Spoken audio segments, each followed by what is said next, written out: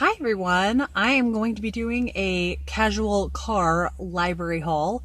A few days ago, I had asked if people would be interested in seeing one because I know not everyone is interested in book hauls, but I feel like a library haul is a little bit different because with the exception of a few from the library bookstore, most of these I have not bought.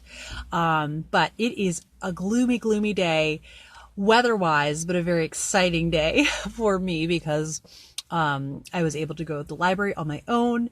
My husband is being really nice and just giving me a really nice day. I'm able to get out of the house. And I will soon be heading to meet my sister and sister-in-law to watch The New Little Women, which I will be doing a video about. So I don't know if you'll be seeing this before or after my review of that movie is coming up. And you're getting a little sneak peek at some of my 2020 reading goals. And one is I'm kind of going to try to read a lot of Mark Twain in the upcoming year. But I don't know if I like his writing. But for Nonfiction November, I tried to listen to the audiobook of Volume 1 of his autobiography. And it was terrible as audiobook format. All of the little footnotes were read. And then I was actually looking, this is huge, but there's about 200 pages on either side of explanatory notes, footnotes, all of that. So actually, volume 1 of his autobiography is only around 250 pages. So I felt a lot less intimidated once I actually flipped through this book to see what was actually the autobiography. So it's not that long of a volume 1. I'm feeling a lot less intimidated since actually picking it up. So yeah, hopefully if I don't like his autobiography though, I think I'll still give his novels a chance because I don't know, you just never know. That has a very different feel to it. And then I did stop at the library bookshop. Where's that last one? Oh yes. Okay. So first I was so excited, to find a really nice hardcover of Cathedral by David Macaulay. I don't know if you know David Macaulay's picture books, but he has some really amazing ones. He has one on a castle, just all of the steps that it takes to build a castle. And so this is all the steps that it takes to build a cathedral. So I thought that was really cool. And my son really liked the castle one. Peter really liked it. And then I am going to be trying to read more French literature in the coming year.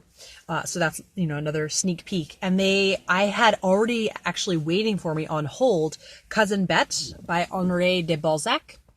I do apologize to any French viewers if I butchered that name. I don't know if it's Honor or Honoré.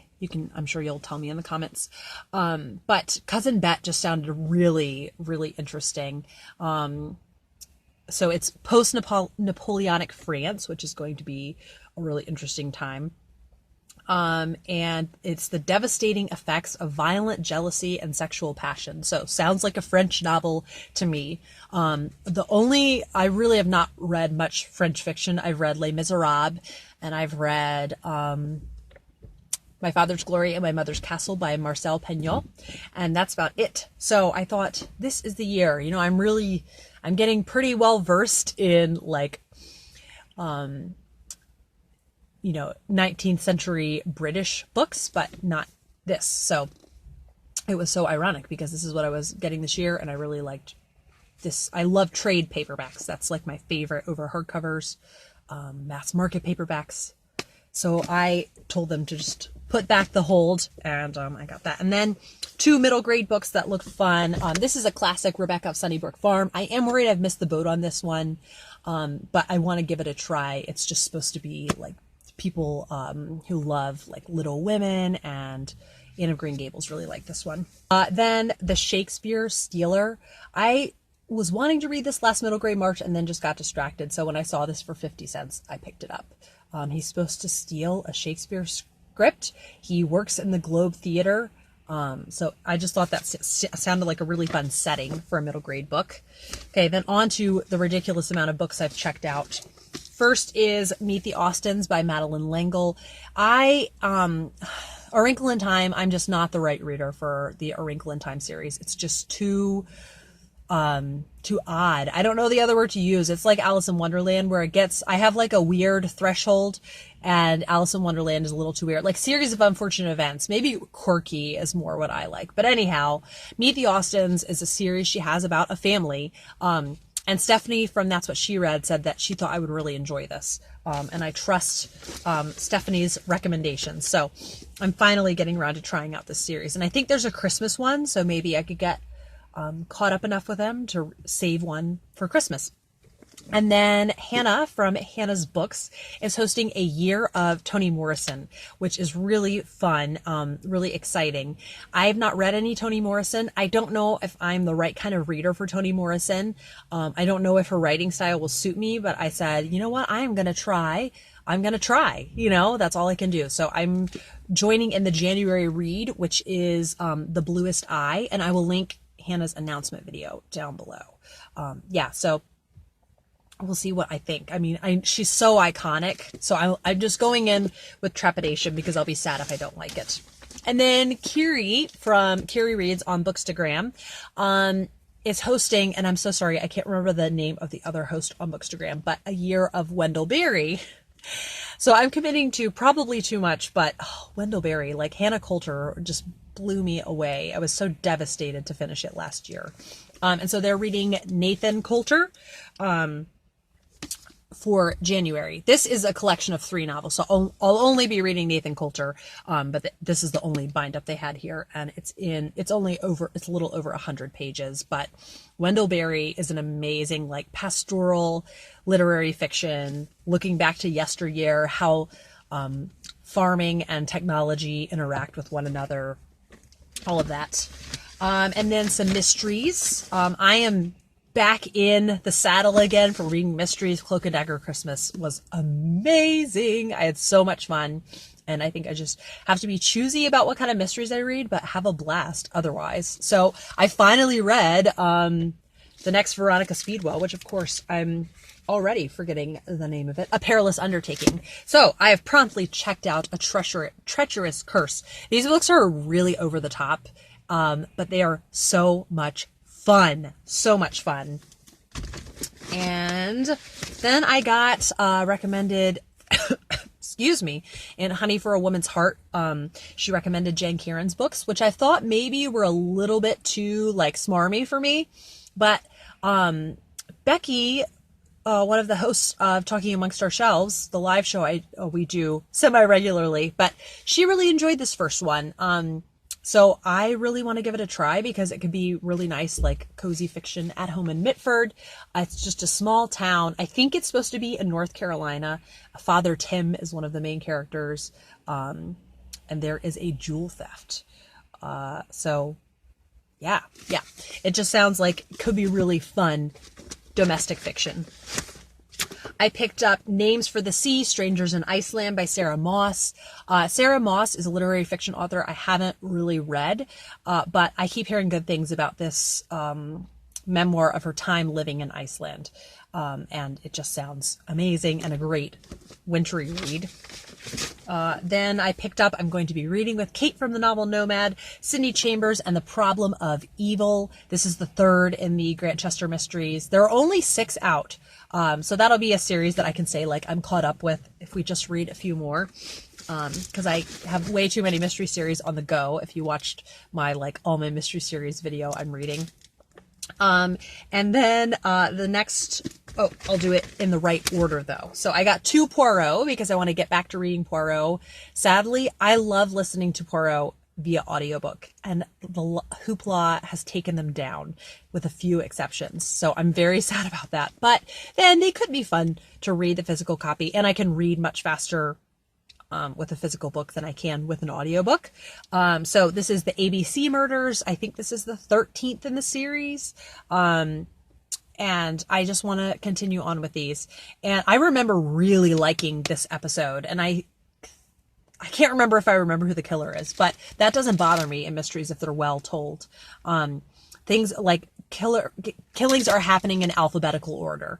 Hence the A.B.C. murders. And then Murder in Mesopotamia, I definitely remember who the killer is in this, because it was very memorable in the miniseries. And ironically, this is Murder in Mesopotamia, and somebody took this with them to the beach because there is sand like inside this protective cover, which cracks me up. Next, I am going to be doing Natalie from Curious Reader. She's doing this really exciting 2020 nonfiction reading challenge called The Curious Adventure, and it's just supposed to be really fun, and you can really tailor it to your specific nonfiction taste. And Nonfiction November just reminded me, like, if I find nonfiction that suits my tastes, it's going to be some of my most memorable reading. So I didn't want to let the nonfiction momentum fade, just like I'm hosting Victorian read-alongs to keep doing that. This is what I'm doing. So one of the challenges is to read a graphic novel, excuse me, a graphic nonfiction. So I got, and Natalie recommended this on her channel, Around the World in 80 Trees. This is by Jonathan Drori, and it just looks like it's going to be such a delight to read. This is a very expensive book, so I was really excited the library had it because I don't think I would have splurged on this. It doesn't say how much it was. Oh, I think it's $30. But now I understand why it was a paperback this size and it was $30. I mean, look at that. So yeah, I just hope I like his writing style, and it looks like it could be really beautiful. And the title is very self-explanatory. Then from Doris's recommendation, she loves When I Was Puerto Rican by Esmerelda Santiago. And there is a trilogy. So it's Almost a Woman and then The Turkish Lover are the next two. It's about her childhood, growing up, and then they moved to New York. And so it's all about like coming into this new culture and learning a new language, and it's just supposed to be written in a really compelling style. So I'm very excited about this. Memoirs are really a thing that can really pull me in. And then I got several picture books for wintertime. These are all, of course, Read Aloud Revival winter recommendations. So this is a Caldecott winner I had not heard of. It is The Big Snow by Berta and Elmer Hader. So that just looks really, really charming. And then I got, continuing it in the snow theme. If we ever get snow, we have like 3 days of rain in the 10-day forecast. So we'll see. The Story of Snow, The Science of Winter's Wonder by Mark Cassino with John Nelson. And then we got Winter Cake by Lynn Ray Perkins. This looks really cute. It's about all these animals in the woods making a winter cake together. And then lastly, Over and Under the Snow by Kate Mesner with art by Christopher Silas Neal. So this is all about what you can see above the ground and then what's actually going on underneath. So I hope you enjoyed that library haul. I was just thinking like, oh, this is going to be so tedious to like list off all the books, but then I remembered I have my library receipt. So that'll be easy. Just put them there because I know in a haul this big, it's nice to have the titles listed down below. So I'll be back for another video soon, and thank you for watching.